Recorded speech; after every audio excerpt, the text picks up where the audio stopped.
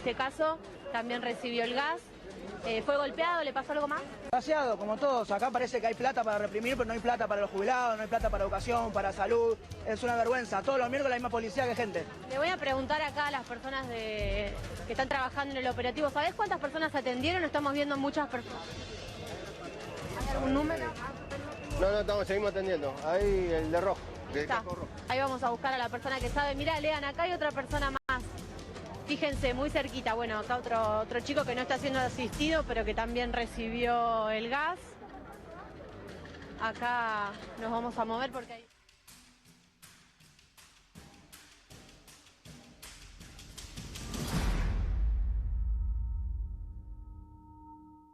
Muy buenas tardes, estamos aquí una vez más en Soy Casta por Bravo TV. Nuestra querida Carmela Bárbaro está llegando, pero justamente quedó atrapada en el tránsito porque otra vez en la Argentina, en el Congreso de la Nación, hay represión, le están pegando a los jubilados, que como todos los miércoles siguen yendo a protestar porque ganan 283.000 pesos más 70.000 pesos del bono congelado que tienen en un momento en donde llegaron los dólares, el gobierno festeja, del lado de adentro del Congreso sigue hablando el jefe de gabinete Guillermo Francos y obviamente ante la represión hay detenidos, hay heridos, recién lo veíamos en las imágenes y Argentina se está empezando a acostumbrar, a naturalizar, a ver cómo le pegan a los adultos y adultas mayores que están viviendo una situación económica cada vez más acuciante y parece que el gobierno no tiene otra respuesta que los palos. ¿Qué tal, compañeras? Gaby, ¿cómo estás, Gaby de la Hola, Jime. Bueno, hola a todos, buenas tardes.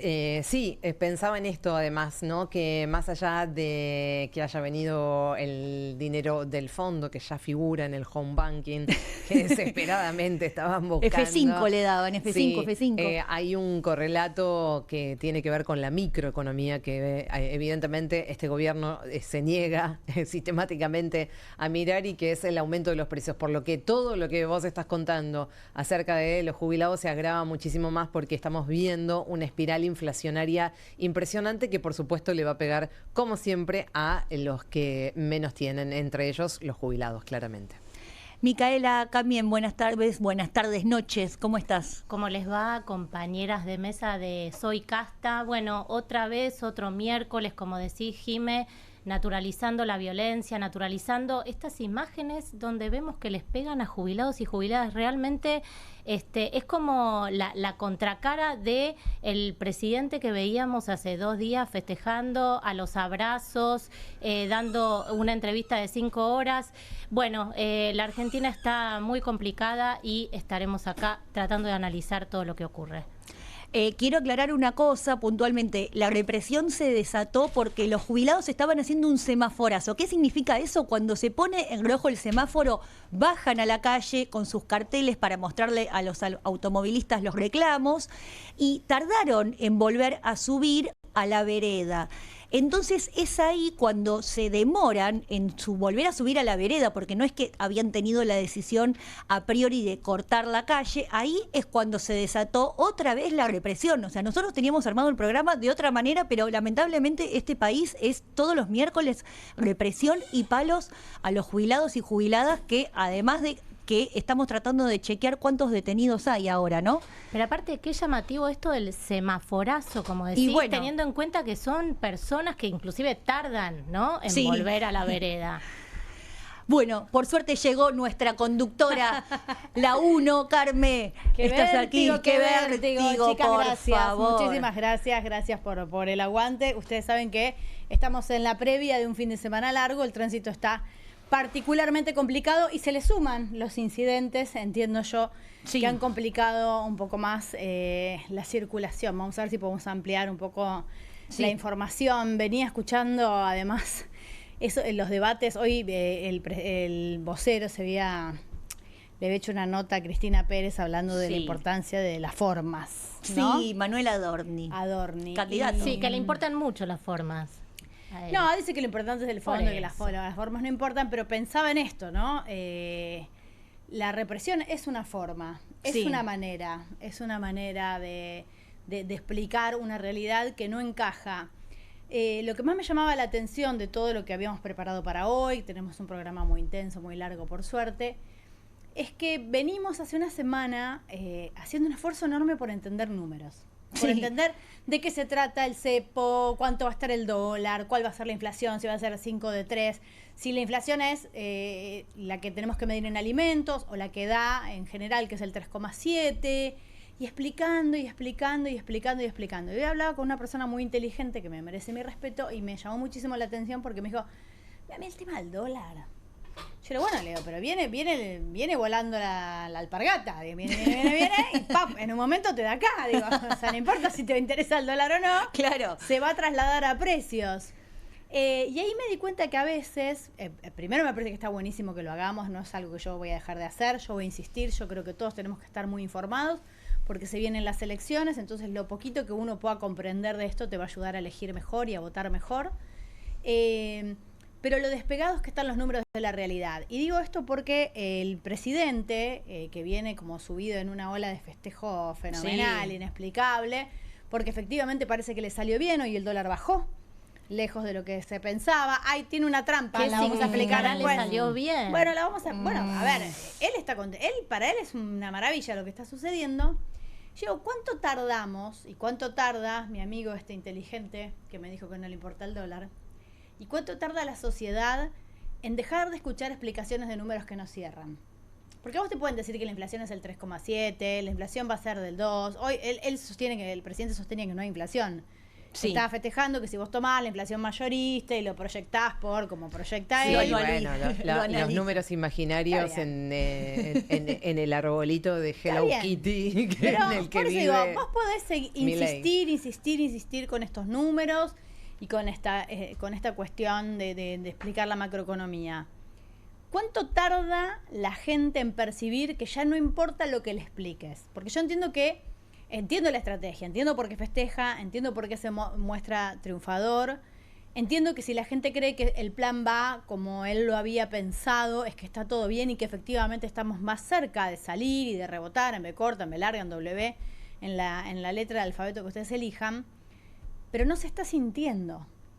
No, yo el cada vez que trabajador voy no lo está siento. sintiendo. No, Entonces digo, sienten todo lo contrario. Toda esta explicación larga que hacemos para profundizar los números, para proyectar, ¿cuánto tarda en impactar? O sea, ¿a qué distancia de la nuca tenemos la alpargata? No, ¿y Sería cuánto mi se pregunta. tarda en darse cuenta de la mentira? Hay un momento en que... Eso ya está pasando, digamos, porque además, como dice Jime, a Jime le gustan mucho las encuestas. Ya lo dijo ella. Un poco sí, no puedo parar de consumirlas. Sí, Las es encuestas verdad, están es verdad, diciendo hay un cosas. hay consumo problemático de Sí, encuestas. son muy tentadoras. Son tentadoras. tentadoras. Bueno, hay una en particular, digamos, que merece nuestro respeto también, Sí. que es la de poliarquía, Sí. que viene marcando un descenso muy importante, no ya en la imagen, porque me parece que hay que dejar de mirar el tema de la imagen, porque uno puede tener mejor o peor imagen. Ahora, hay algo que me parece que es puntualmente lo que vos estás preguntando, Carmen, que es qué es lo que la gente percibe acerca de el rumbo de la economía y si eso les está devolviendo algo, o sea, Algo de si los esperanza está- hacia el futuro. si los está beneficiando en algo este supuesto plan económico. Y ahí lo que vemos es una caída, según Poliarquía, una caída realmente muy importante desde el mes pasado Ahí a tenemos. este mes. Ahí No, tenemos. esa es otra A cosa ver, que no, es... al salariado. estaba No, eso es leyendo, que después si Del quieren cepa, lo sí. vamos a ver bien acerca de lo que está pasando con el tema de la... Caíste en las encuestas igual. Sí, me encanta. y no se puede. Bueno, las estoy mirando, un poquito siempre de reojo se mira, pero es que es así y además, digamos, como sucede con Poliarquía, lo veo también en otras consultoras que están coincidiendo, evidentemente no queda otra que coincidir en que hay una perspectiva bastante negativa acerca del futuro inmediato de la persona de a pie, porque nosotros estamos efectivamente hablando todo el tiempo de la macroeconomía, pero la microeconomía, que es lo que te pasa a vos cuando vas al almacén, cuando vas al supermercado, cuando tenés que pagar una prepaga, cuando tenés que pagar la luz, el gas y todo eso, bueno, sigue Sí, subiendo. sí. Y No, es- pensaba que hay dos factores ahí, ¿no? Por un lado, los números reales, que vas al supermercado y cuánto sale la leche, que podés comprar y que no.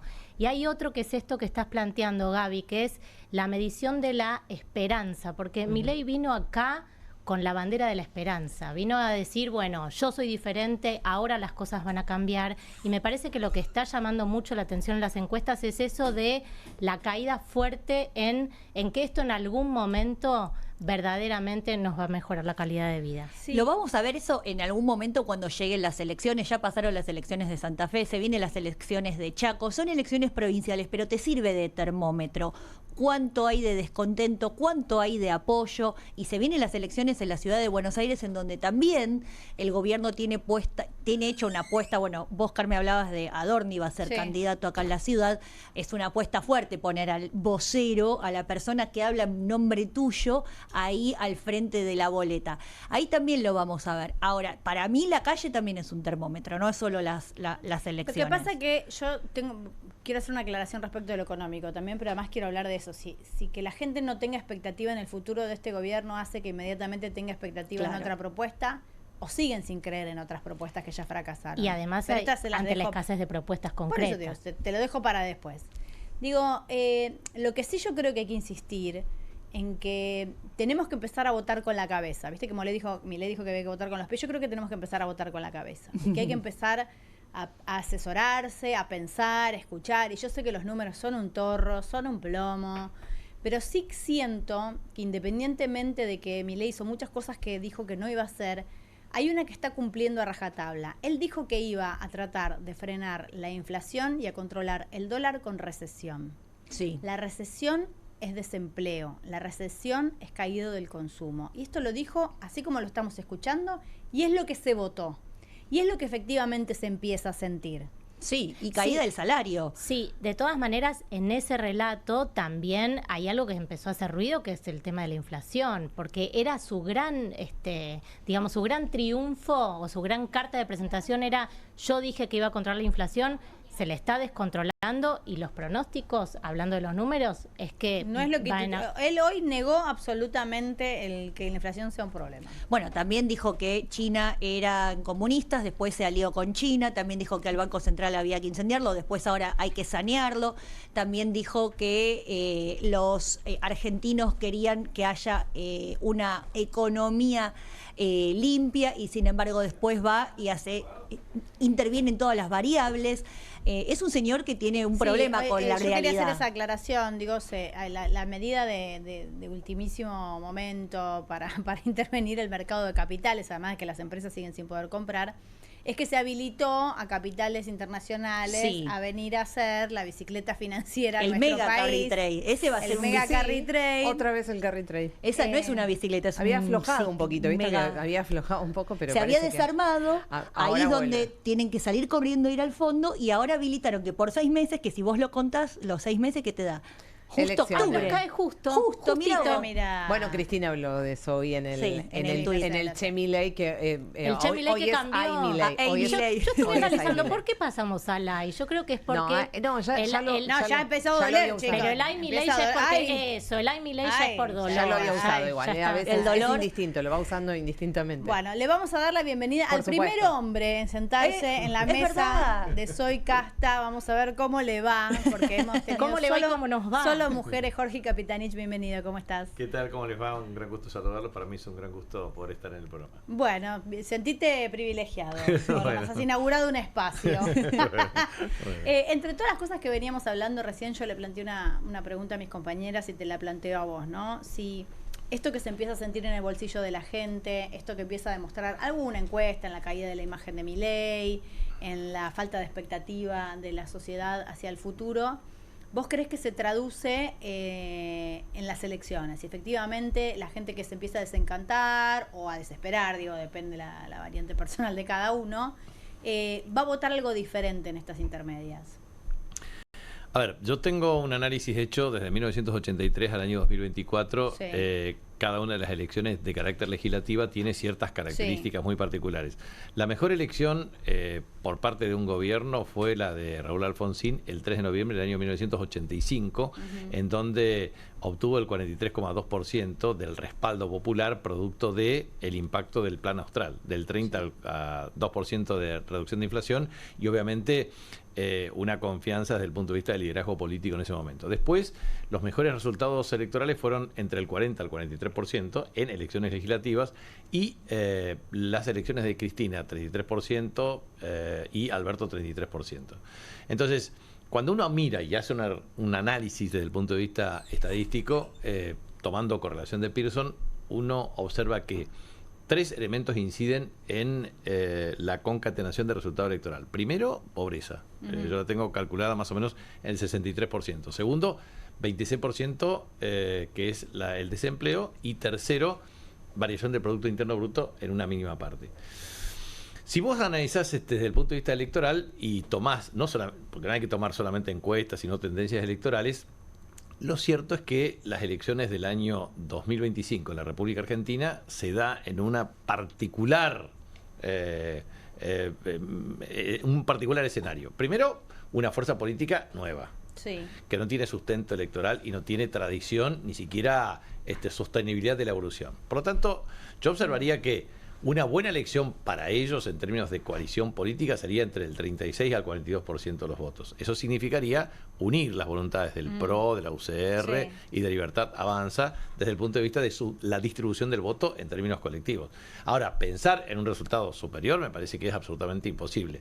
En segundo lugar, yo creo que efectivamente ustedes hicieron un correcto análisis en este sentido. O sea, ya ponerle un parking de 6 meses tomando mayo, junio, julio, agosto, septiembre, octubre, efectivamente es un esquema de carry trade, potenciando los incentivos de tasa de interés, traer dólares, generar una conversión. Yo te entiendo, sí, pero viene funcionando así, porque digo, cada vez que parece que se le pincha, es verdad. Se pincha, blanqueo. Se pincha. Préstamo del fondo. Se pincha, bueno, un parking de... Digo, ¡epa! Pero está bien, pero eso tiene sus limitaciones, porque, a ver, la primera fase del programa económico fue un esquema en donde primero le metiste una devaluación, la más elevada de la historia desde 1975 a la fecha. Sí, pero pasó. 118%. 118%. Más metiste un crawling peg. Metiste un esquema blend del 20% y el 80% en el MURC. Eso te generó, efectivamente, un ajuste de importación del 23%, superávit en cuenta corriente. Empezaste en junio del año 2024 con déficit en cuenta corriente. Le metiste, efectivamente, blanqueo. No pudiste meter colocación de fondos en el mercado de capitales porque no llegaste a 500 puntos de riesgo país. Y lo que era el decreto 70/2023 respecto al tema RIGI no te funcionó desde el punto de vista de los 800.000 millones de dólares solamente que tuviste de inversión extranjera directa proyectada que era superior. Entonces, lo único que te quedó es recurrir al Fondo Monetario Internacional. ¿Hasta cuándo? Bueno, entonces la pregunta es, ¿hasta cuándo? Porque este esquema de, viste que esta sofisticación conceptual que plantea, bueno, no devaluaste, sino llegaste a un esquema de flotación. Bueno, todos estos elementos, ahora, lo cierto es que si vos tomas toda la bibliografía existente y todos los papers escritos en Argentina, desde el año 1970 a la fecha, y todas las modalidades que se aplicaron, efectivamente vos tenés un problema de apreciación cambiaria. Tenés un problema de sostenibilidad desde el punto de vista del sector externo y obviamente vas a tener siempre cimbronazo de estas características. Entonces, yo me permito, no quiero ser muy insistente en esto, pero digo, para mí el enfoque holístico, sistémico, integral de la economía argentina es necesario analizarla sobre la base de 3 cuestiones básicas. Primero, restricciones irresueltas. Segundo, reglas incumplidas. Tercero, políticas fallidas. Cuando vos analizas 11 puntos que tienen que ver con esa consistencia en el programa macroeconómico, te diría que el gobierno cumple 4 de 11. Por lo tanto, es inconsistente. Por lo tanto, la inconsistencia se paga caro. Tengo más preguntas. Sí. ¿Quieren empezar ustedes? Yo tengo un montón, ¿eh? Yo también. Pero no de economía. Tenemos mucho. No de economía. Yo una solita de economía, para entender más fácil. Digo, esto que le dicen parking, que hay más, que va a haber una nueva bicicleta, una mega bicicleta, ¿eso significa en criollo nueva deuda? No, es un problema central que te genera el aparcamiento de corto plazo te genera un problema de volatilidad a largo plazo. O sea, si vos, el mecanismo funciona así, traes dólares, te garantizan tipo de cambio. Sí, valorizás adentro en pesos. Metiste aumento de tasa de interés, lo metiste por 6 meses para tener garantía de que efectivamente no van a salir. tenés un tipo de cambio planchado, entonces tu tasa de interés en peso es muy alta, de manera tal de que después cuando lo convertís en dólares otra vez, el arbitraje te sale con una mega rentabilidad. ¿Y pero quién pone esos dólares? Y te los entonces? podés llevar. Bueno, ahora los puede poner ¿quién? cualquiera que quiera venir a hacer negocio y llevárselo. ¿Quién pone, digamos, exactamente? Lo que al final, digamos, si efectivamente se produce un overshooting cambiario, o sea, que te sale, o sea, si no tenés influjo de capitales, después cuando la salida tenés aumento de tipo de cambio. ¿Quién lo paga? Y obviamente es la transferencia de riquezas de pobres a ricos que siempre ocurrió en la Argentina. Lamentablemente. Y los salarios siguen sin actualizarse, y me parece que ahí está el problema más grave, más allá de lo macroeconómico. Lo que estamos viendo es que la gente cada vez le alcanza menos, porque además tienen pisadas las paritarias, suponiendo que es gente, porque también ese es otro tema, que es gente que está bajo, digamos, con salario, con empleo registrado, que ya vimos hoy que los números son tremendos, digamos, de cómo ha bajado el empleo registrado, cómo han aumentado los monotributistas. Entonces, si encima de eso están pisando las paritarias para los que quedan registrados, lo vamos a ver, digamos, ya lo estamos viendo, el empobrecimiento permanentemente. Pero aparte hay una cuestión, mira. Si vos tomás efectivamente los datos, vos tenés cerca de 47 millones de argentinos, tomás efectivamente 23,7 millones que trabajan, tomás efectivamente el tema de formales entre público y privado, entre 9,3, 9,4, la oscilación 9,3 a 9,7, depende de cómo evolucionen el sector. Lo cierto es que vos tenés 5,7 que no están registrados en ningún lado. Lo cierto es que la informalidad laboral es extraordinaria. Y lo cierto es que cuando vos mirás los últimos 40 años de la evolución del salario, y yo lo puedo tomar de los últimos 100, el salario real, digamos, el público primero cae sustancialmente, el privado se mantiene, el formal se mantiene razonablemente dentro de bandas, pero el informal tiene una visión apocalíptica y cataclísmica, digamos. Claro, porque se deteriora de una manera extraordinaria, porque esa es la flexibilización laboral de hecho que existe en la República Argentina, que es el trabajo en negro, que es la gente que tiene que pelearla todos los días. Entonces, me parece que eso es un problema serio porque, a ver, y esto es un tema interesante, cuando vos mirás desde el 10 de diciembre del año 2023 en adelante, vos tomás digamos, porque este es el otro tema. Los liberales libertarios es la peor estafa en la Argentina, porque la verdad es que te controlan. Toda la variable.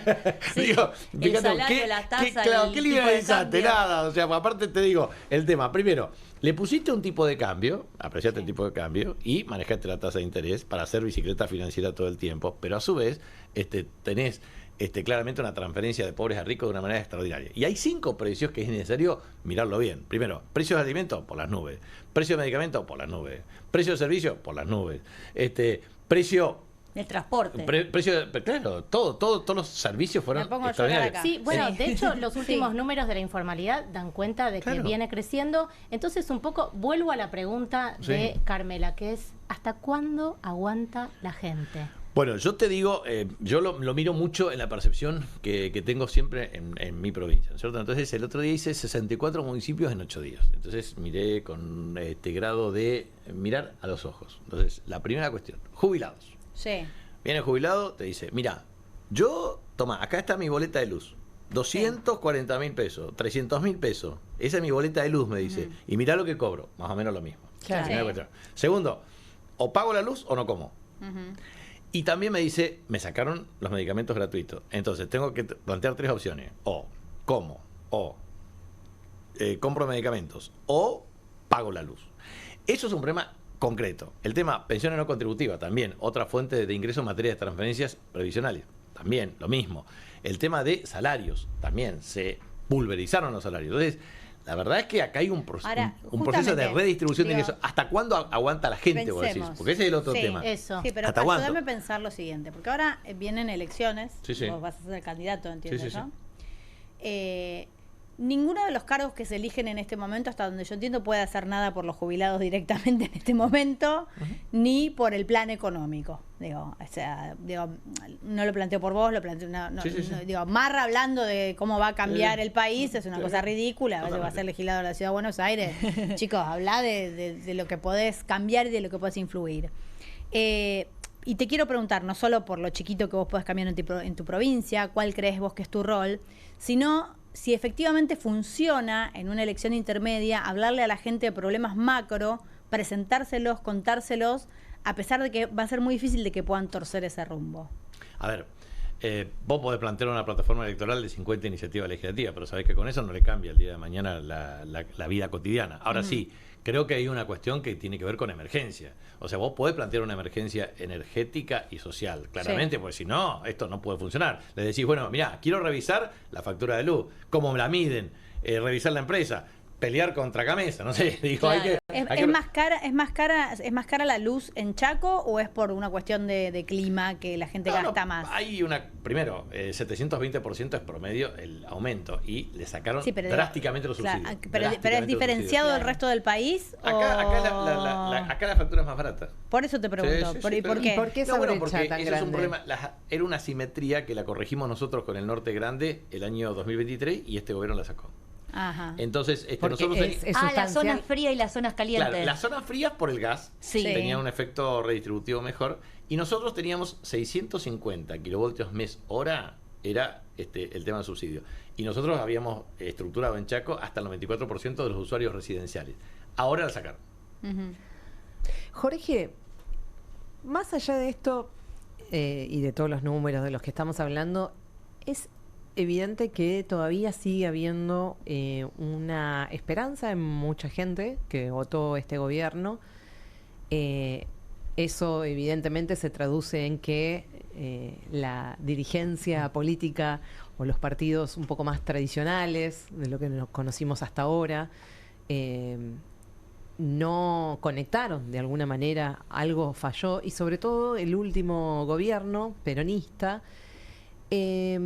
Y siento que todavía esta imagen y la esperanza que tiene la gente sobre este gobierno, sobre Javier Milei puntualmente, sigue siendo muy alta. Eso quiere decir que evidentemente hay una crisis de representatividad, no sé si coincidís con esto, y cómo se hace para revertir eso, porque da la sensación de que estamos muy cerquita de el que se vayan todos, porque este gobierno está insistentemente en el camino de fracasar, digamos, con un ahínco importante. Entonces, ¿qué hay enfrente, digamos? ¿Qué hay para que sostenga este golpazo que nos estamos dando contra un paredón? No se sabe. Entonces, ¿cómo se hace para salir de este atolladero? Vos que fuiste, digamos, una parte importante de los gobiernos kirchneristas. A ver, mi razonamiento. Primero, yo creo que la inestabilidad macroeconómica de origen crónico que obtura el crecimiento sostenible de la economía argentina y que produce y reproduce desigualdades sociales es producto de un sistema político no cooperativo que convalida un estancamiento estructural. Bueno, dicho esto, ¿cómo se resuelve?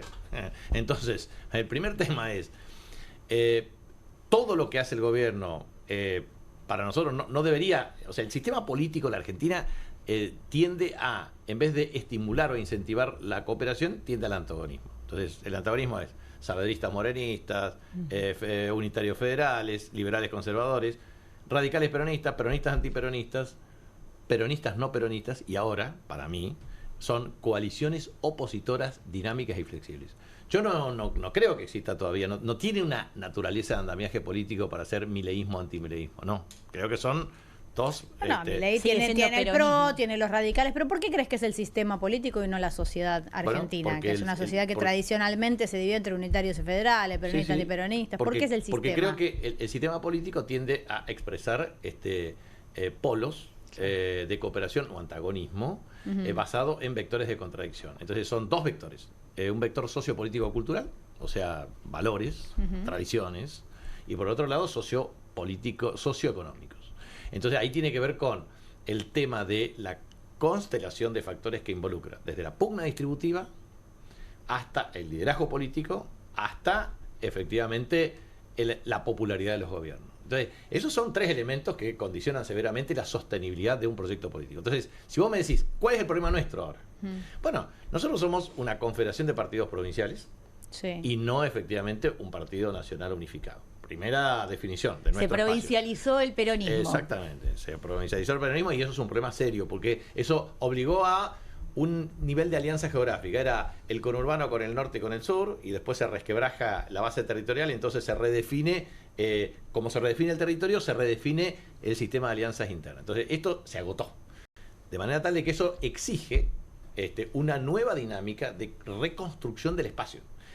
¿Qué significa eso? Bueno, significa que nosotros, si no somos capaces de discutir seriamente un plan de gobierno, la formación de equipos sólidos para tener capacidad de alternancia, bueno, vamos a tener serios problemas, porque podemos gobernar, pero no vamos a tener éxito en la gestión. Entonces, Argentina, para mí tiene un proceso de transición. O sea, yo digo, Argentina tiende de las 4 restricciones que yo he planteado como un dato objetivo de la realidad, tiene una restricción energética en vías de solución, 2032-2035. Una restricción externa en vías de solución, que se solidificará 2035. Una restricción logística que no está en vías de resolución, sino que en vía de agudización y deterioro. Faltan 250.000 millones de dólares y hay que financiarlo. Y una restricción política en donde el sistema político genera incentivos a la no cooperación, que está en un problema serio. Entonces, de las 4 restricciones, vamos para resolver 2 progresivamente, pero 2 la agudizamos. 4 temas, 4 reglas. La regla fiscal. La regla fiscal del gobierno, la verdad que son de ingresos, egresos, deuda y balance. La verdad que el gobierno trabaja el tema de balance, no hace nada sofisticado, por lo tanto, para mí es inconsistente la regla fiscal. Inconsistente. Segundo, la regla monetaria. Y bueno, plantea astringencia monetaria, regula el tema de emisión, etcétera, pero todavía es inconsistente. Tercer tema, regla cambiaria. Y para acompasar un programa macroeconómico consistente le falta. Y la regla institucional, la verdad que la tira, la mata. O sea, no construye reglas institucionales. Y las 3 políticas, que son la política industrial y de empleo y de economías regionales, lo único que está haciendo es agudizarla y deteriorarla. Entonces, bueno, cuando vos pensás el tema macro, decís, bueno, a ver, ¿cómo podés construir un sistema político más cooperativo de consensos estructurales? ¿Cómo podés construir un sistema económico que tienda a la estabilidad macroeconómica con crecimiento sostenido y distribución del ingreso? ¿Y cómo resolver los problemas de enfoque multidimensional de la pobreza? ¿Pero cómo lo haces? Por Dios, yo creo que, a ver, la idea de generar políticas de Estado que trasciendan los colores de los partidos y de los gobiernos es una idea que escucho desde Alfonsín. Suena lindo. Sí. Digo, no es, yo te entiendo, lo tenés lindo. más desarrollado, desglasado, tiene 4 puntos, 5 puntos, pero estamos hablando finalmente de políticas de Estado que pueda acompañar cualquiera que asuma al gobierno, entendiendo que un país va para allá y que no puede ir para acá, para allá, para acá, para allá, porque si no, no se puede construir nada. No se logró. Pero voy a plantearte varias cosas. Primero, Dale. A ver, si vos mirás la historia argentina, hitos de cooperación, hay hitos de confrontación. Bueno, te puedo dar 50 batallas y guerras civiles y te puedo dar 3 hitos de cooperación importantes. Dale. Te pongo, primero, abrazo Perón-Balbín, Pacto Económico y Social, Helvar-Rucci, 80% de los partidos que adhirieron al sistema y que llegó hasta el 1 de julio de 1974 con la muerte de Perón. O sea, fracasó. Sí. Segundo, Pacto Constitucional. Tuviste 1853, batalla de Caseros, 3 de febrero de 1852, por lo tanto es producto de una guerra civil. Estado de Buenos Aires, 1860, Pacto de San José de Flores, o sea, Protocolo de Palermo, Acuerdo de San Nicolás de San Nicolás, Pacto de San José de Flores, 1860, 1866 y 1898. Esas son reformas constitucionales. ¿Fue producto del consenso? No. Segundo tema, en 1949 es una reforma constitucional boicoteada, que tenía los mismos consensos de 1866, pero fue boicoteada. 1957, República fallida. Proclama militar del 27 de abril de 1956, afuera. Después, Estatuto de la NUCE, con la reforma Monroy en 1972, no sirve. 1994, primera reforma constitucional, Pacto Menem-Alfonsín. ¿Hubo un acuerdo constitucional? Sí. Primero, hito de consenso. Y el Pacto Democrático en la República Argentina en 1983 fue hito de consenso.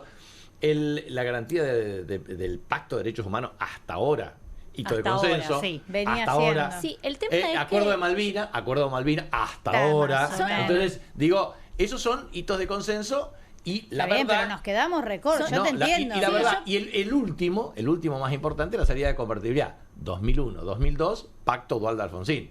Salida de la convertibilidad. Entonces, digo, ¿vos tenés problemas de consenso y de confrontación? Sí.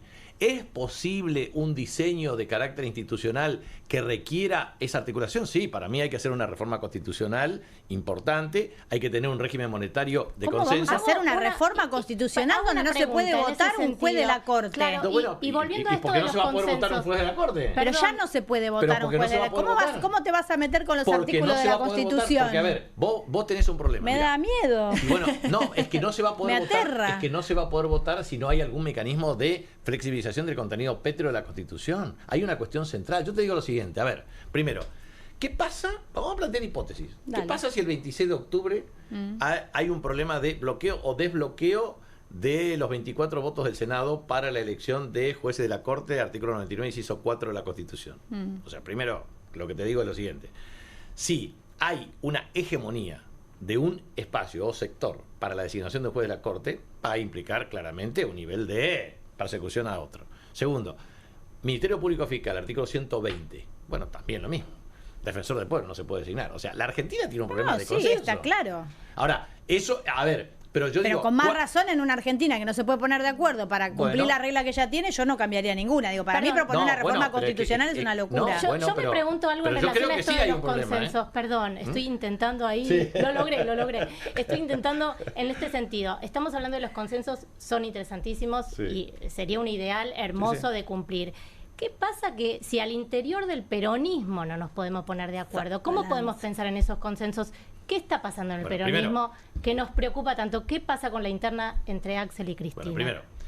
Y hay lo uno- que dijo hoy Alberto Fernández, agreguémoselo, No, está ¿no? bien. Yo Hay creo que que todo aclarar. todo Sí. tiene que ver con lo micro y lo macro y la interacción entre lo micro y lo macro. O sea, por eso yo digo, a ver, también te transmito el tema del proyecto nacional. Si la competencia del poder político presidencial va a ser una competencia sin proyecto nacional, y la verdad es que, o sin inserción internacional, o sin discutir cuestiones de agenda de política internacional, agenda política exterior, etcétera, etcétera. Yo digo, Argentina es un país, y esto me parece que es un análisis.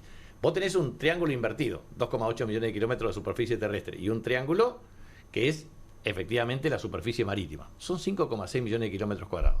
Por un lado te sacan 2.600 millones de dólares de riqueza marítima, y por el otro lado tenés que tener un corredor bioceánico norte, un central, un patagónico, la ruta 4, la ruta 3, esquema...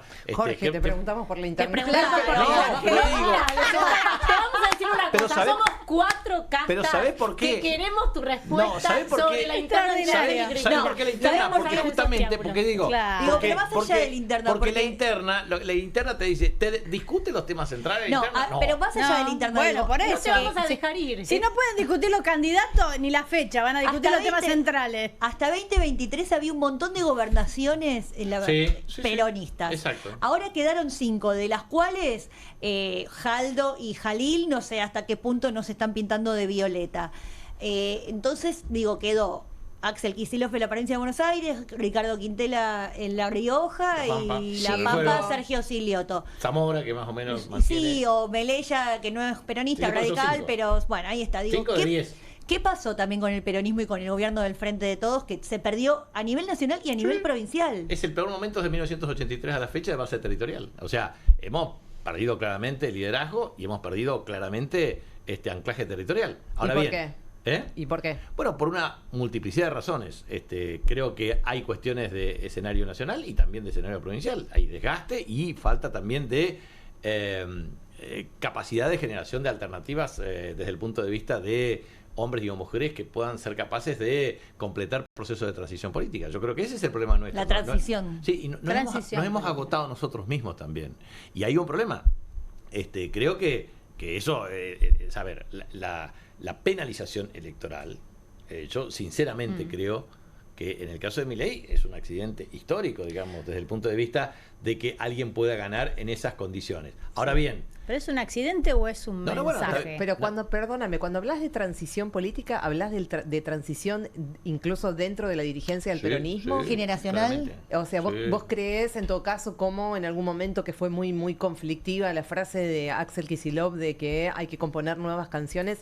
¿Un poco estás de acuerdo con eso? A ver, todos... y aparte- ¿Pedirías en todo caso que Cristina dé un paso al costado? Mira, yo creo que los liderazgos no se sustituyen por decreto, ni tampoco se construyen de un día para el otro, pero es necesario pensarlo claramente. Para mí, ¿cómo hay que plantear la transición política en el peronismo? Y te digo, me incluyo, o sea, digo, nosotros que tenemos mucha trayectoria, ya está, digamos, también es necesario plantear opciones alternativas. Ahora, ¿cómo se construye esa transición? Primero, el debate sobre ideas claras, eso tiene que ver con plan de gobierno. Segundo, ¿cómo se construyen equipos bien calificados para la ejecución de gobierno? Y tercero, cómo efectivamente se construye el liderazgo en base a esos dos elementos constitutivos. O sea, yo lo que creo es que nosotros muchas veces, ¿qué hacemos? A ver, la última 3 definiciones electorales del peronismo. Llegamos hasta el final, ya está, faltan 48 horas, listo, armamos una fórmula, a ver quién, Pedro y Juan, listo, chao, listo, y ahí todos por Pedro y Juan. Ahora, ¿con un plan de gobierno? No se discutió. Con un esquema de equipos para ejecutar, viste, también. Bueno, esa fue una de las críticas más importantes, incluso, digamos, que se hizo en relación a el dedo Cristina, vamos a decirlo así, que ni siquiera se habían planteado en algún momento, se lo preguntaron incluso a varios dirigentes, se habían planteado qué hacer con el tema de la deuda del Fondo Monetario. O sea, ni siquiera habían planteado, algo tan estructural en el armado de la fórmula, digamos, de Alberto Cristina, cosas que eran muy nodales, digamos, como para tener en cuenta qué pensaba uno, qué pensaba el otro, y digamos, de ahí tratar de sacar algo.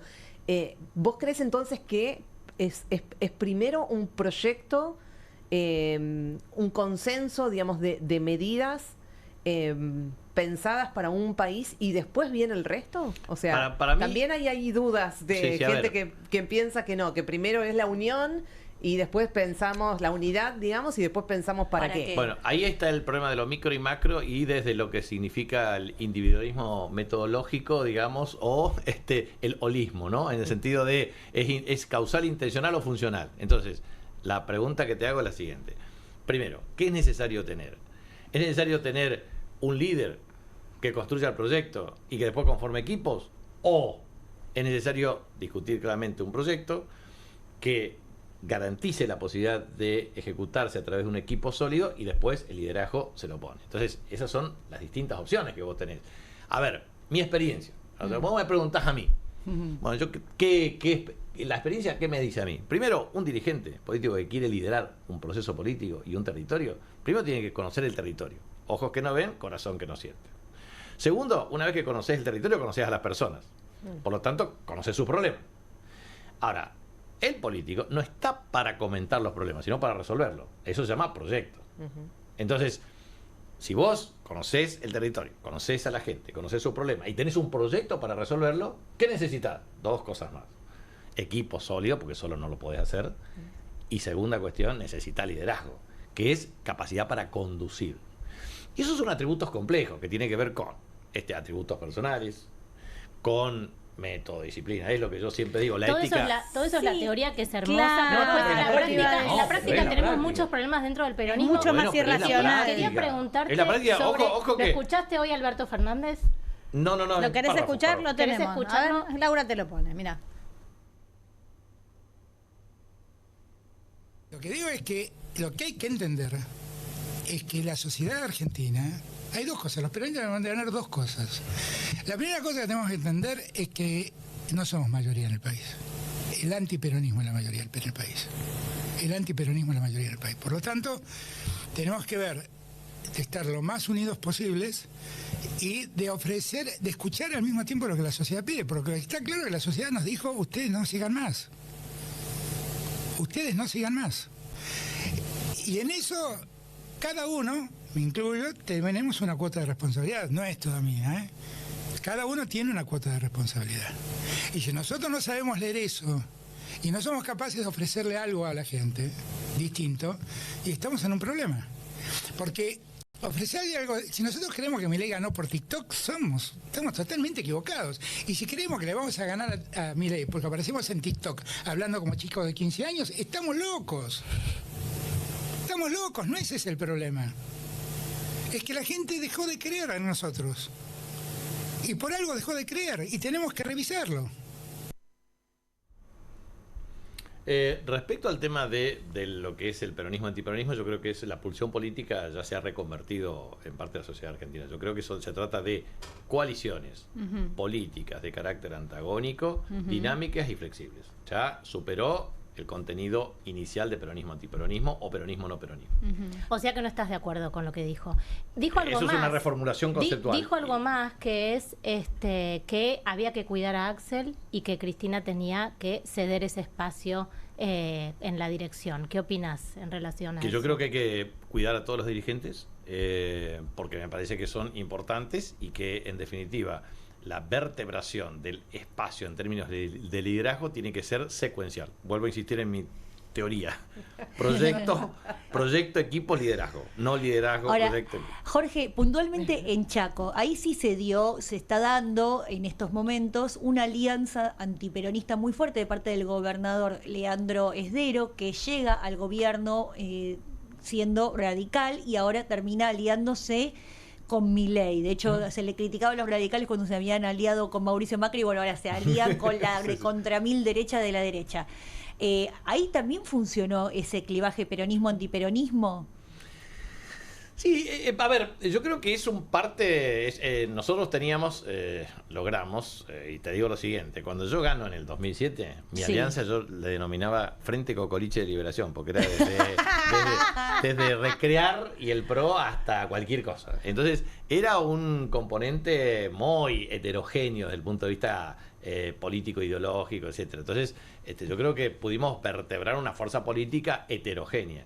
La verdad que después, como todo liderazgo, tiende a ser hegemónico. O sea, desde 47% pasaste a 67%. Y lograste un estiramiento político en 16 años. En una provincia que no es feudal, sino que es una provincia con clivaje de representación política árida. O sea, tenés comunidades originarias, comunidades criollas, colectividades. No es cualquier provincia. Entonces, a mí me parece que el Chaco es una provincia muy particular, en donde la gente se expresa con mucha fuerza y vehemencia. Entonces te castiga cuando está harto, se harta, pues dice, bueno, ya estoy cansado de vos, viejo. Bueno, si no cuando cambia... lo defraudás, no es que la gente se harta porque sí. No, pero a ver, creo que hay, por ejemplo, me planteó una serie de cuestiones y de objeciones que yo no la pude resolver adecuadamente, y entonces planteó otra opción. Ahora, el 11 de mayo evaluará si el candidato que eligió es el que le resuelve los problemas o le agudiza los problemas. Por ejemplo, nosotros tenemos superávit fiscal y desendeudamiento, y tiene déficit fiscal y endeudamiento masivo con serios problemas de gestión. Bueno, entonces ahí evidentemente es fortaleza para nosotros, debilidad para ellos, pero seguramente tiene otras fortalezas para ellos y debilidades para nosotros. Hablaba de una fortaleza hoy, de un aumento para los docentes. ¿Lo tenemos? Sí. Hay que ser medio cara dura para plantear este tipo de cosas, ¿no? Porque digo, ¿por qué no lo solucionaron antes si tuvieron la oportunidad de hacerlo durante 16 años? Estamos tratando de ver cómo alcanza esta sábana corta. Con el 85% de los recursos que ingresan, el 85% va a sueldos, y con el otro compramos ambulancia, medicamentos, con el 15% compramos patrullero, hacemos las obras, hacemos las rutas. Digo, hay una gran diferencia. Nosotros administramos bien y no tenemos alianza con las mafias, porque eso lo que tenían claramente era una red mafiosa de complicidad en la cual eran parte. Y si no, expliquen lo que siempre digo, expliquen la foto del fin de semana, que el piquetero Rolón comandaba una reunión de gabinete en el salón obligado, sentado, en el sillón de obligado, sentado allí en el marco del salón de acuerdo. Digo, no tienen cómo explicar esto. Contesto. Dale. Primero, es un irresponsable Esdero porque tiene 200.000 millones de pesos de déficit fiscal en el año 2024. 7% de los recursos totales. Nosotros siempre tuvimos 2,2% de superávit fiscal. Desendeudamiento de 1.700... prácticamente bajamos desde 2.100 millones de dólares de deuda a 454 millones de dólares heredada de ellos. Por lo tanto, desendeudamos la provincia, tuvimos superávit fiscal y fue el récord de ejecución de obras públicas. Por lo tanto, a ver, yo no lo voy a criticar en este programa, pero es un mentiroso serial. O sea, todo lo que dice no tiene nada que ver. Y aparte, el problema docente en la provincia del Chaco tiene que ver con cláusula gatilla que se instrumentó durante nuestra gestión. Por lo tanto, lo que pasa con Esdero, que es un problema serio, tiene 200.000 millones de pesos de déficit de la anterior del año 2024, tiene 400.000 proyectados en esta gestión, tiene 153.000 millones de pesos en letra de tesorería, y tiene 120.000 millones de pesos que le pasa a Milei, no va a poder pagar aguinaldo y no va a poder pagar salario, porque es un irresponsable, porque no saben gobernar. ¿Qué pasó? ¿Qué pasó? Digo, la gente no lo entendió, no lo vio, no lo pudieron comunicar. ¿Qué falló? Porque si vos me contás que tenían una provincia desendeudada y ahora tienen una provincia prendida a fuego, ¿qué pasó? Y bueno, a ver, la gente... la inflación. Digo, hablando de Alberto, retomando varias cosas. Primero, probablemente... A ver, un resultado electoral es un fenómeno multicausal. Sí, no depende de un solo factor. Probablemente porque la gente también se deja llevar por una oleada de cambio. Hubo una oleada de cambio a nivel nacional. Y eso, hubo el problema de inflación, oleada de cambio a nivel nacional, y efectivamente eso implicó y nos arrastró a nosotros también. O sea, no es casualidad que hayamos perdido tantos territorios. Sí, y una interna peronista que hizo mucho daño. Exactamente, eso es muy importante porque la interna nuestra ahora, yo fue quiero la volver fragmentación del voto. Ella va a volver, Alberto, yo quiero volver en este pequeño párrafo. Digo, cuando yo lo veo a Alberto hablando como hablaba hoy, independientemente del contenido, diciendo nosotros, nadie lo llama y le diga, no digas más nosotros.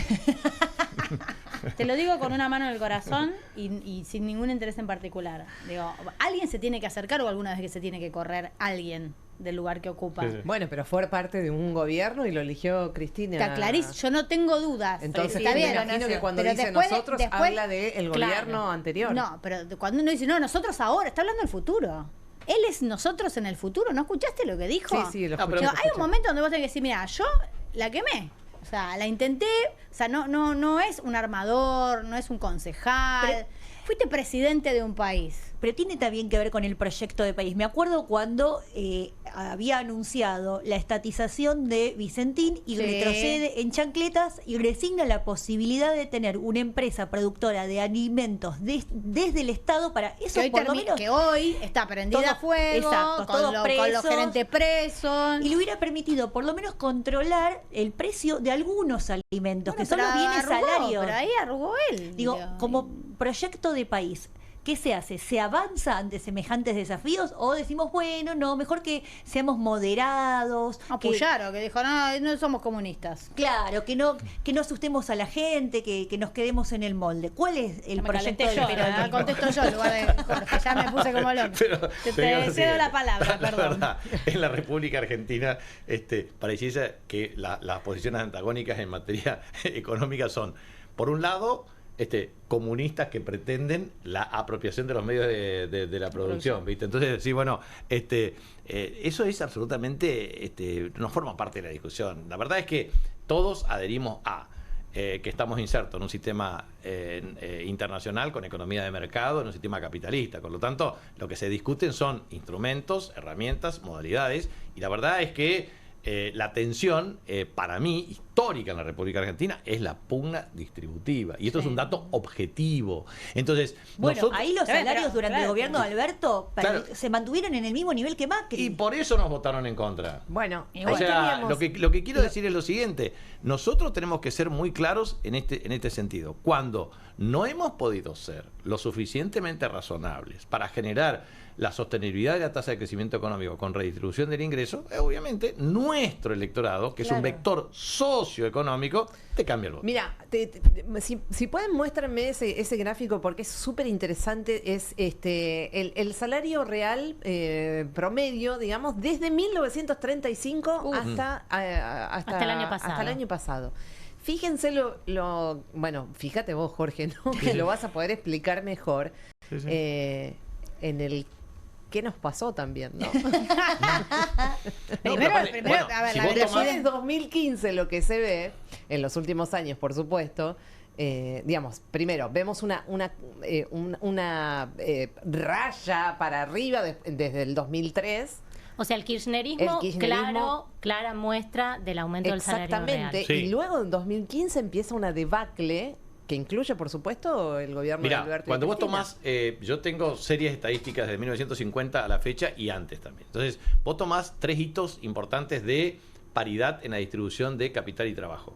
1954 es una, 1974 es otra, ahí también lo corrobora la serie, y obviamente 2015 aproximado, digamos, para un esquema de distribución más o menos equivalente. El famoso 50-50. Exactamente, 50-50. 50% capital, 50%. Ahora, lo que pasa en la República Argentina es que la inequidad en la distribución del ingreso se manifiesta en 3 cuestiones en forma simultánea. La primera, la distribución funcional, trabajadores y capital. La segunda, espacial. Toda la distribución, o sea, Capital Federal tiene 10 veces más el ingreso que el resto de las provincias de Argentina, incluido la nuestra. Y tercero, intertemporal del ingreso, niños, adolescentes, jóvenes y adultos mayores. Por eso, asignación universal por hijo y cobertura previsional de moratoria previsional implicó resolver los problemas de intertemporalidad.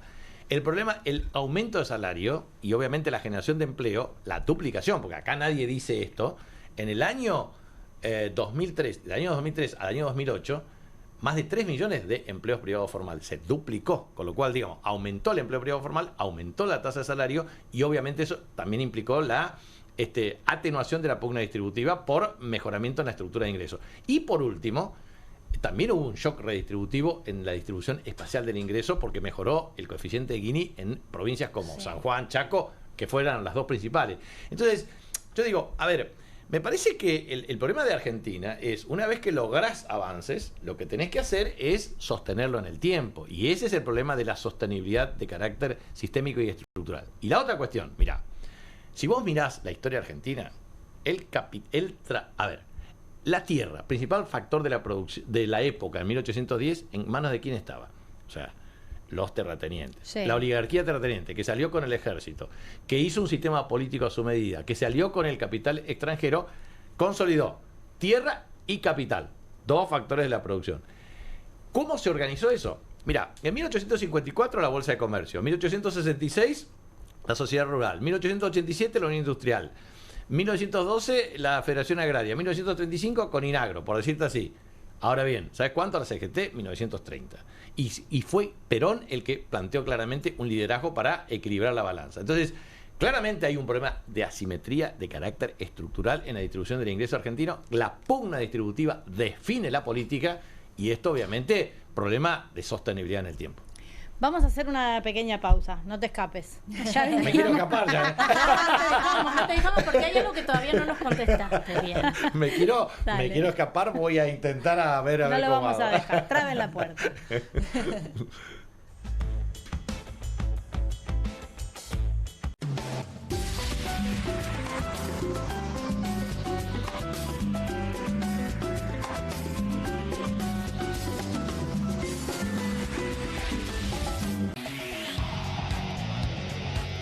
Comunistas, con la conducción de Juan Di Natale.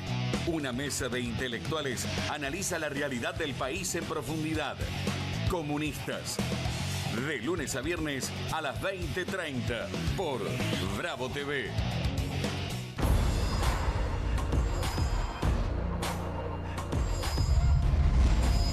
Hay un sistema integral de seguridad cuidándote en la ciudad.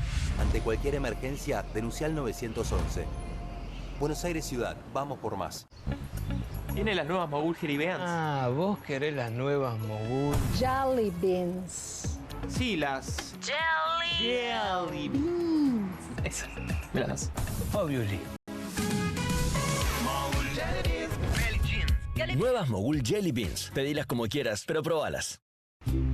Las casas usan diferentes perfumes. Eligen oler a café en la mañana, a veces a ropa recién lavada y otras a madera. Pero cuando quieren oler a limpio, eligen Prosenex. Sentí el perfume de la limpieza. Prosenex, limpieza que se siente. Llegaron las nuevas galletitas Kofler. Rellenas con el sabor único de Bonobón y el más delicioso chocolate Kofler. Tentate con lo último en galletitas. Qué bien me caen los que viven como si nadie los estuviese mirando. La que no se queda en el fueguito. ¿Ves como si nadie te estuviese mirando? Confía en tu frescura. Topline. Seguí la línea de tu frescura. Straight 8, la nueva herramienta de entrenamiento que te ayudará a pararte más derecho, ensanchar los hombros y alinear la columna para un alivio instantáneo. todo mientras ayuda a reducir el malestar por encorvarse. Desde el momento en que te lo pones, tu postura comenzará a cambiar. El secreto son sus 8 puntos de apoyo que se involucran en la espalda baja, espalda media, hombros y cuello, trabajando juntos para una alineación perfecta, desarrollando memoria muscular que te enseñará a pararte derecho por años. Me veo más alto, sumo el estómago, me veo en forma. La gente me pregunta si adelgacé, pero es por el Straight 8. Straight 8 es ultra cómodo, enriquecido con fibras de cáñamo que absorben la humedad para que puedas usarlo todo el día sin sudar. Se ajusta fácilmente para que pueda usarse por hombres grandes y corpulentos hasta mujeres pequeñas. Es tan ligero y discreto que puedes llevarlo debajo de la ropa y nadie notará que lo llevas puesto. Es por eso que necesitas Straight Date, para que comiences a pararte más derecho y con más confianza. Los viejos aparatos ortopédicos pueden costar miles de pesos, pero ahora puedes ordenar el nuevo Straight Date de la línea Serafit. Te ayudará a pararte más derecho, ensanchar los hombros y alinear la columna. Para un alivio instantáneo, todo mientras ayuda a reducir el malestar por encorvarse. Desde el momento en que te lo pones, tu postura comenzará a cambiar. Llame ahora mismo y adquiera su Straight 8. Descubra los productos más novedosos y exclusivos de la línea Serafit en tvcompras.com y obtenga este fantástico producto de TV Compras. Llame ya. Bienvenido a todo Latinoamérica. Caras TV llegó a DirecTV, el canal de las celebridades. Entretenimiento exclusivo las 24 horas del día. Más Caras, con la conducción de Héctor Maugeri. Red Carpet, Caras News, Caras Realeza, Caras Fashion, Caras TV. Llegó a DirecTV. Contenidos exclusivos para toda Latinoamérica. Estudia en la Facultad de Comunicación y en la mayor redacción de América. USBA, Universidad del Sur de Buenos Aires. La Universidad del Grupo Perfil. Licenciatura en Comunicación Periodística. Licenciatura en Comunicación Institucional. Títulos con reconocimiento oficial y validez nacional. Inscribite a las reuniones informativas en universidad@perfil.com. Aprende comunicación dentro de un medio de comunicación. USBA, Universidad del Sur de Buenos Aires.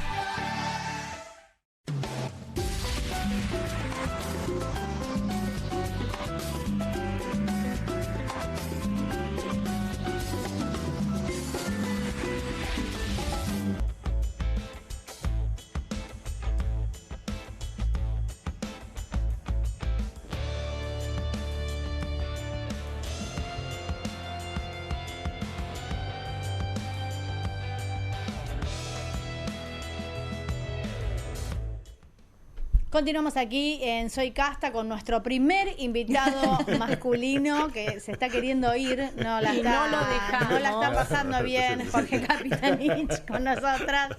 Y eso que hoy tenemos un día tranquilo. No, pero a mí me gustaría... Así que tenemos tiempo de seguir conversando contigo. ¿Puedo recomendar hombres que ustedes lo traten? Sí. ¿Sí? Bueno, no sí. necesitamos el que venga a buscar enemigos así. No, pero no te tratamos mal. No, solo nos ponemos insistentes con algunas preguntas y queremos las respuestas antes de que se vayan. Es un chiste. Escúchame, las chicas tienen preguntas. A mí me quedó una respecto de los estilos de vocería. Hablando de tus viejas épocas. Hoy se planteó el debate de si eran importantes las formas o el fondo. Es una discusión que tuvo Cristina Pérez con Adorni en una nota. Y Adorni decía, bueno, lo importante es el fondo, las formas es lo de menos y qué sé yo. Y yo me pregunto si vos inauguraste una etapa que fue escalando, te hago una pregunta, no sé, respondeme vos, te recuerdo, ¿no? Con formas estridentes, cuestionadas en su momento, ¿no? Rompiendo diarios, ese tipo de cosas, y si eso no fue como escalando. O sea que fui un precursor de... No sé, o responsable, fíjate, ponerlo como que podés sentirte o un iluminado o hacerte cargo. A ver, yo creo, cuando a mí me preguntan, es impropio de un jefe de gabinete de ministros generar un esquema de punto de ruptura, pero es propio de la vocería gubernamental plantear el entorno de pulsión política en una democracia pluralista. O sea, vos tenés un andamiaje de recursos desde el punto de vista político que tiene que ver con la posibilidad de que la agenda la pretenda imponer o el gobierno o eventualmente medios de comunicación u otros agentes. Entonces, vos tenés esto como un diagrama de Venn, teoría de conjuntos. O sea, vos tenés una agenda de los medios de comunicación. Sí. Tenés una agenda de la opinión pública. Sí. ¿Cómo pulsás a ambas? La agenda de los medios de comunicación te da prensa escrita, oral, televisiva, segundajes, cómo funcionan determinado tipo de temas de agenda. La cuestión de opinión pública, encuestas. Y la del gobierno, que tiene que ver con la capacidad de iniciativa política para establecer e imponer temas que tengan que ver con el debate. ¿Vale cualquier forma? ¿Podemos hacer cualquier cosa en esa puja por manejar la agenda? Primero, el tema del gobierno tiene que tener capacidad para informar, comunicar. Yo tengo registradas 318 conferencias de prensa. A mí me decían, es una locura hacer conferencias de prensa todos los días. Es cuestionable, es discutible, pero la verdad es que lo que no comunica el gobierno lo comunica otro. Entonces, me parece que forma parte de la pulsión política en una democracia pluralista. Entonces, esto puede tener distintas aristas y percepción. Yo siempre digo que la agenda de gobierno es una agenda de base territorial. Yo entiendo la función del vocero. Yo te hablo de estilo, de si la forma es importante, además del fondo. Vocero, yo lo que me refiero es, o sea, es distinto ser jefe de gabinete, que es tener responsabilidades constitucionales, artículos 100 y 101 de la Constitución. Al mismo tiempo, tenés que expresar, primero, la agenda territorial. Te reunís con gobernadores e intendentes por las políticas públicas. Segundo, tenés un problema de agenda que tiene que ver con la vocería comunicacional, pero también tenés agenda legislativa. Yo te pregunté otra cosa. Sí, ella te preguntó por la forma. Vos rompías diarios en televisión. Eso es una forma. Eso es uno de 318. Es una forma. Bueno, de igual modo, al lado de andar acusando a la gente de mandriles, que se puso muy de moda. De hecho, hoy el presidente lo volvió a tuitear cuando festejaba que había quedado entre las 100 personas más importantes según la revista Times. La palabra mandriles alude a un acto no consensuado sexual, y es terrible, y lo empezamos a naturalizar y empezó a formar parte de la política nacional como si nada. Se acepta que el presidente se refiera así hacia sus contrincantes políticos. Hay una diferencia. Sí, y sabemos hasta dónde puede llegar un discurso de quiero plantear odio. lo siguiente, solamente se plantea siempre el tema de la cultura del diario Clarín. ¿Te arrepentís un poquito de eso?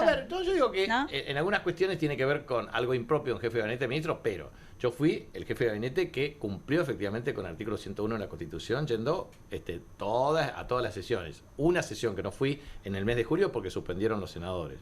La segunda cuestión es, tenía agenda legislativa, defendía las iniciativas legislativas del gobierno en las distintas comisiones y en el recinto.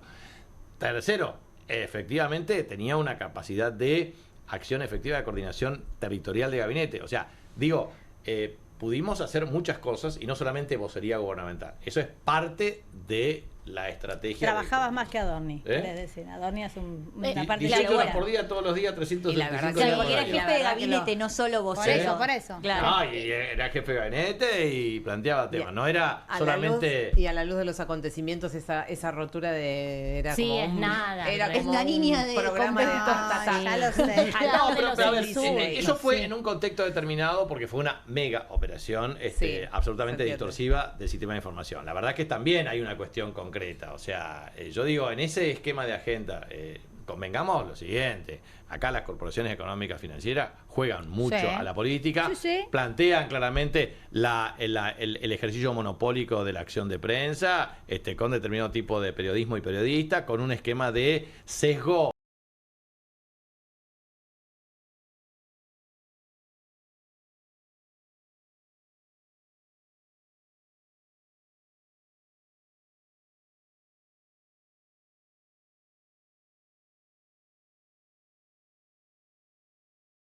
Según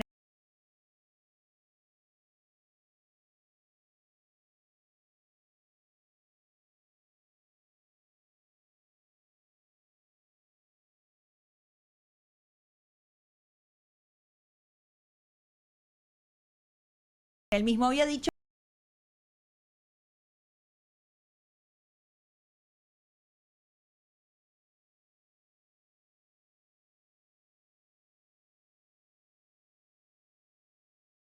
a terminar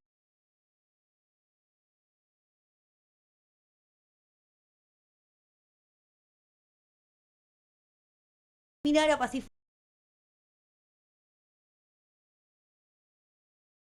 y opositores. Bueno, finalmente terminó perdiendo las elecciones y hoy escuchándolo diciendo, bueno, a la gente no le gusta el peronismo. Ah, mira vos. ¿Sabés qué? Justo trajiste a Alberto porque quería traerlo nuevamente. Sí, pero ¿cómo? Valga la redundancia. Y porque, bueno, es un hombre que acaba de salir. Habrá que pensar por qué reapareció hoy, justamente, que tiene que ver con que se ratificó el procesamiento por la causa de violencia de género contra su expareja. Y quería preguntarte, Jorge, ¿cuánto daño crees que le hizo ese caso a todo lo que tenía que ver con las políticas de género tan necesarias y hoy tan atacadas por el gobierno actual? Y también teniendo en cuenta que en el Chaco se han hecho un montón de avances en ese sentido. ¿Cuánto mal nos hizo Alberto? A ver, yo no quiero prejuzgar la conducta de nadie y menos en una cuestión de carácter judicial. Lo que sí quiero transmitir es que obviamente un tema de esta naturaleza y de este clivaje afecta ineludiblemente en términos de política de género. Nosotros, por ejemplo, en la provincia del Chaco teníamos paridad de género, presupuesto con perspectiva de género, sistemas de políticas públicas muy activas, porque tenía una vicegobernadora que era Analía Rach Quiroga, que efectivamente ejercía un liderazgo en la materia. Y yo creo en eso, sinceramente. De manera tal de que eso, pero no quiero prejuzgar la conducta de nadie, porque eso es un tema que no me incumbe, ni lo siento así para hacerlo. Pero sí creo que el decir y el hacer en política es un tema que tiene que conectarse para plasmarse en acciones políticas concretas. Bien, sí, pareciera que eso dolió tanto como la foto de Olivos, ¿no? Fue tan fuerte en ese sentido, digo, con el decir y el hacer. Bueno, porque justamente porque lo que había era una contradicción entre lo que se decía y lo que se hacía. No, por eso, pero vuelvo a insistir que soy extremadamente prudente. Está bien, pero sí, tiene que expresarse la justicia, eso, yo te entiendo. Es entendible. Pero de todas maneras, independientemente de lo que falle o no la justicia, lo poquito que conocimos para una persona que se suponía instruida y conocía a fondo las cuestiones de género, las poquitas conversaciones, los modos, las maneras, independientemente de, ni siquiera estoy juzgando la violencia física efectiva, la manera de vincularse que ha tenido dentro del ejercicio del poder es reprochable, independientemente de lo que falle la justicia. No hace falta que le caiga el peso de la ley, lo hará la justicia, lo investigará. Lo poco que supimos, lo que vimos, los chats que leímos, los audios que escuchamos. No, incluso cuando fue lo de Olivos, echándole la culpa. Mi querida Fabiola hizo una fiestita. Claro, fue vergonzoso. Fue vergonzoso. Digo, entre el decir y el hacer de Alberto, puntualmente digo, porque es el último gobierno peronista, con respecto a los salarios, con respecto a los ingresos de los trabajadores, con respecto incluso a un reclamo que habían hecho desde algunos sectores sindicales de que se dé una suma fija para los salarios que estaban más atrasados, y su negativa de hacerlo después que él había ganado las elecciones con su plataforma que decía, bueno, los últimos son los primeros. Esa es la diferencia entre el decir y el hacer, que creo que fue lo que castigó finalmente las elecciones que termina ganando Milei, porque bueno, no se respeta el contrato electoral, te dicen una cosa y después hacen otra. Bueno, a ver, es cierto que siempre existen contextos que dificultan, ejemplo, pandemia, guerra y sequía, que afectaron el desenvolvimiento de la actividad macroeconómica. Pero no cabe la menor duda que cuando existe un resultado electoral con un enfoque determinado es porque la gente efectivamente castiga el ejercicio de la acción de gobierno. Entonces, no estoy exento yo. Entonces, ahora, lo que sí me parece es importante tener el diseño de la política. Para mí, la política tiene que ser una combinación de la ética, la estética y la poética. La ética en el sentido weberiano, de la convicción y de la responsabilidad. O sea, convicción significa nadie puede expresar un proyecto político si no es capaz de defenderlo con la tenacidad de las ideas. La segunda cuestión es la responsabilidad. Para defender la convicción con tenacidad de ideas, tenés que ser responsable de tus propios actos y las consecuencias de tus actos. La segunda cuestión es la estética como continente de la ética. O sea, eso es muy importante. O sea, lo que haces efectivamente tiene que ver con lo que decís. Y por último, la poética. No solamente como mera concepción de la palabra hablada, sino el encantamiento del lenguaje. La política tiene que ser también parte del encantamiento del lenguaje para convencer, persuadir, motivar, y efectivamente forma parte de un atributo de liderazgo. Bueno, ahora ¿querés dejar planteada la pregunta que nos vamos a tanda? Dale. No, contestámela. No ya. me dejan, Una vez hecho este planteo que acabas de hacer perfectamente, lo entendimos. cuán alejada está la dirigencia política y sobre todo la dirigencia peronista de lo que acabas de decir. Hoy. Ahora no, Jorge. Bueno. Igual no te vamos a dejar ir, así que podés pensar. Y la verdad Pensalo que cuando bien. más hablo, peor es, ¿eh? Pensalo bien. Ya venimos. Bueno.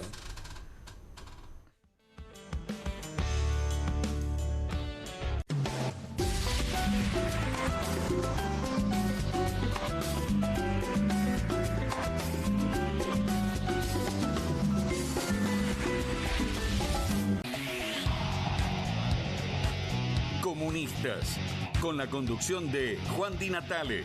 Una mesa de intelectuales analiza la realidad del país en profundidad. Comunistas, de lunes a viernes a las 20:30 por Bravo TV. Juan, tu entrega es notable. Manejás en los tiempos difíciles. Llegás a tiempo a todas. El equipo necesita un conductor, Juan. Esto es 1 a 1, Pablo. Hay que convocarlos a todos. Pensá en macro. Hay un sistema integral de seguridad cuidándote en la ciudad. Ante cualquier emergencia, denuncia al 911. Más información en buenosaires.gov.ar/seguridad. Buenos Aires Ciudad. Vamos por más. Con movimientos circulares. Tu rutina de skincare te debe traer muchos seguidores, pero este baño te los quita. Pero si yo ya limpié mi inodoro con Harpic. Sí, pero te falta el resto de las superficies. Necesitas el Harpic Baños. El rojo, que saca manchas difíciles, desinfecta y deja impecable tu baño. Para cualquier desafío que te dé el baño. Nada mejor que Harpic. Nueva Saladix extra picante. Posta picarán más que las otras.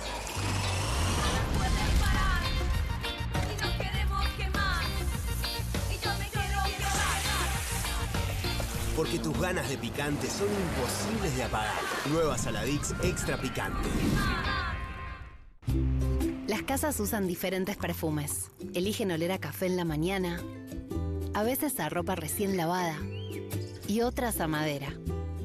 Pero cuando Qué bien me caen los que viven como si nadie los estuviese mirando. La que no se queda en el fueguito. ¿Te ves como si nadie te estuviese mirando? Confía en tu frescura. Topline.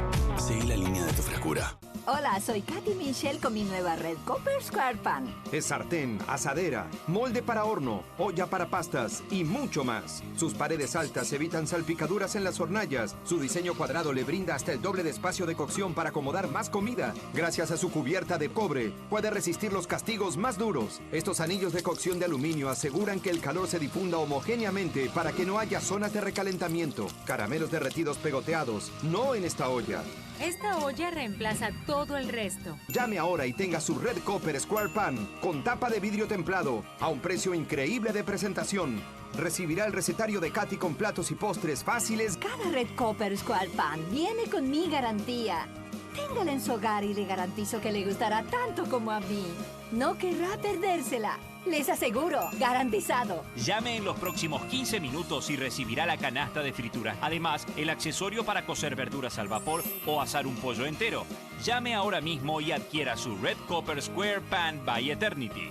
Pregunte por el juego de cuchillos de 3 piezas para hacer juego con sus sartenes por un pequeño adicional. Son súper afilados y resistentes. Corta una naná como si fuera manteca. El cuchillo fileteador pela el pescado en un instante y pica cebolla súper rápido. Descubra los productos de cocina más novedosos y exclusivos de la línea Eternity en tvcompras.com. Aproveche esta oferta y obtenga este fantástico producto de TV Compras. Llame ya. Editorial Planeta presenta Fontevecchia vs. Milei, el nuevo libro de Jorge Fontevecchia. Bitácora del surgimiento de un presidente extremo. Un análisis imprescindible para entender un gobierno impredecible. Fontevecchia vs. Milei. Disponible en ebook y librerías. Llega la noche más picante de la televisión. Si atacan al periodismo, Perfil se pone bravo. Bravo TV. Periodismo, información y polémicas. Llegan 4 nuevos programas. Más de 50 periodistas, intelectuales, dirigentes y académicos que darán cada noche de qué hablar y pensar. desde El Canil, lunes a viernes a las 18 horas. Una ronda de periodistas con secretos e información exclusiva. Soy Casta, de lunes a viernes a las 19 horas. Un programa diferente de mujeres, plural y picante, conducido por Carmela Bárbaro. Comunistas, de lunes a viernes a las 20:30 horas. Una mesa de intelectuales analiza la realidad del país en profundidad. QR, de lunes a viernes a las 22 horas, con la conducción de Paulo Caruso y gran equipo. La síntesis del día para un público que valora el periodismo crítico. Bravo TV, lejos del poder, cerca de la gente.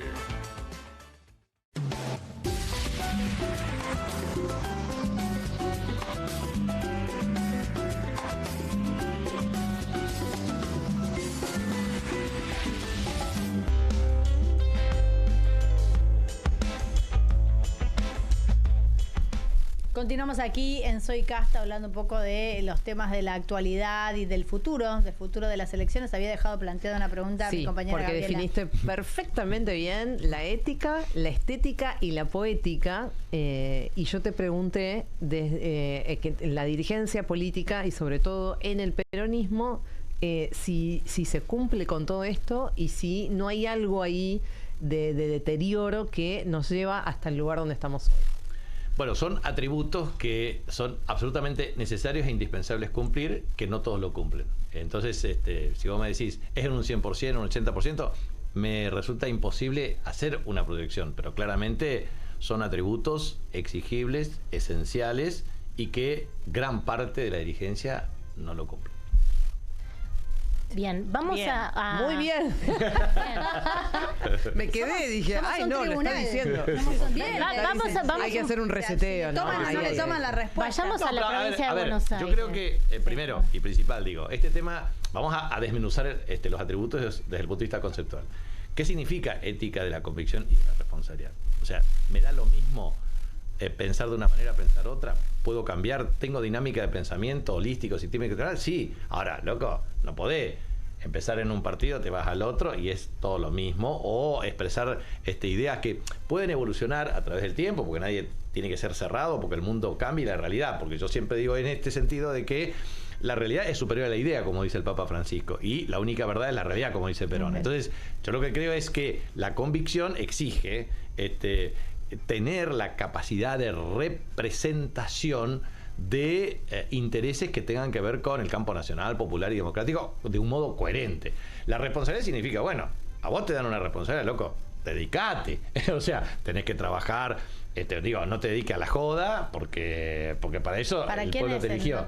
No, yo no digo... tengo una imagen, se me cruzó, perdón.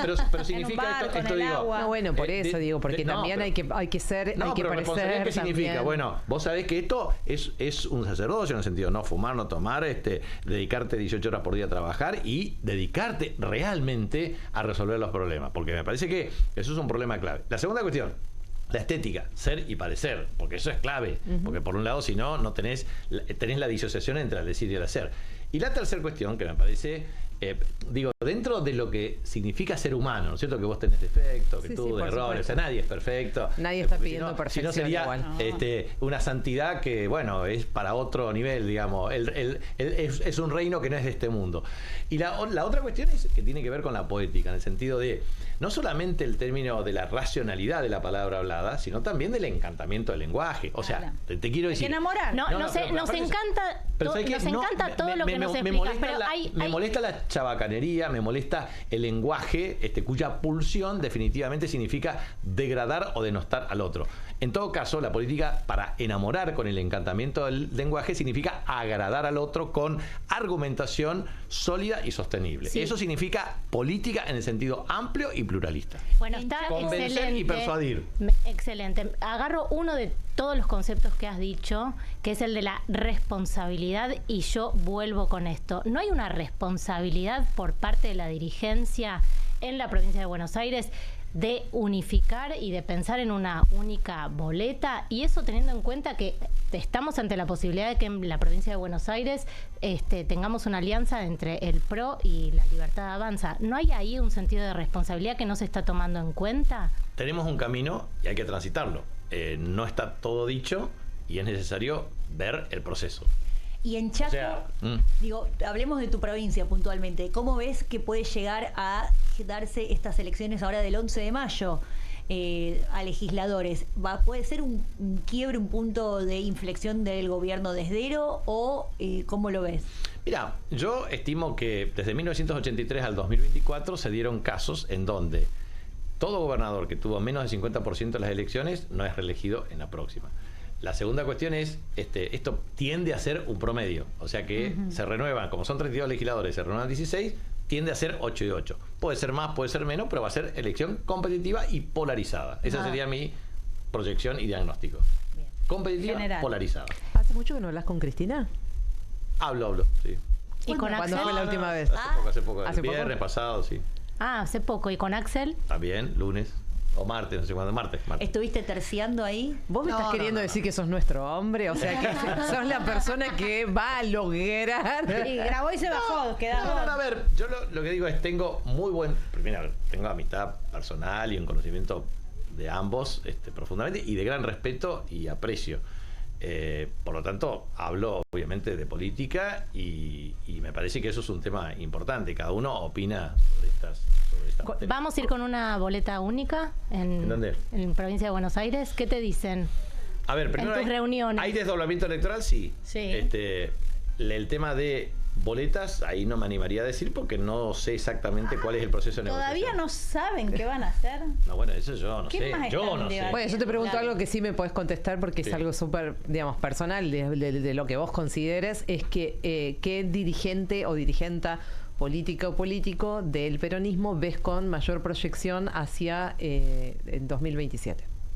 Bueno, cada uno de nosotros lleva en su mochila el bastón de mariscal, como decía el general. De manera tal de que todos los dirigentes tienen cierta proyección. Aspiración. Obviamente, en el caso de Axel, él es gobernador de la provincia de Buenos Aires, la más importante de la República Argentina en magnitud, habitantes, Producto Interno Bruto, etcétera.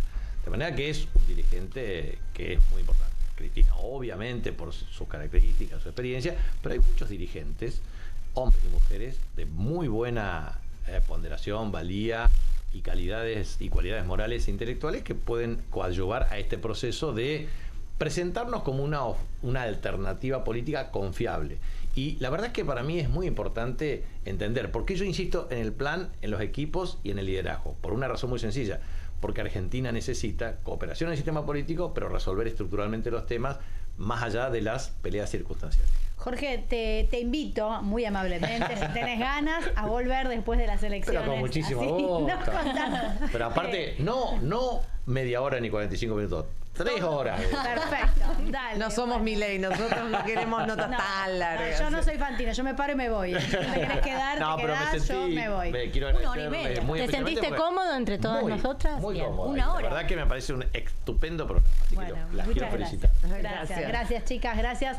Le damos la bienvenida a Juan Di Natale con Comunistas. Juan, buenas noches, bienvenido. Hola, Carmela, buenas noches, ¿cómo estás? Bien, muy bien, acá tuvimos nuestro primer hombre. Sí, te digo, estoy un poco celoso porque nosotros hablamos todas las noches y le estoy cerca, aparte estoy a 20 metros, no fueron capaces de recibirme ni una vez, Carmela. No te pongas mal, ya vas a venir, bueno. ya te vamos a tener acá de cuerpo presente. Ok, perfecto, vos estás invitada también, por supuesto, y todas aquí cuando quieran, ¿eh? Bueno, dale, nos encantaría. Bueno, eso hace el comunismo. Hay que empezar a mezclar los programas. Dale, me gusta, hagamos una revuelta. Soy casto, comunistes.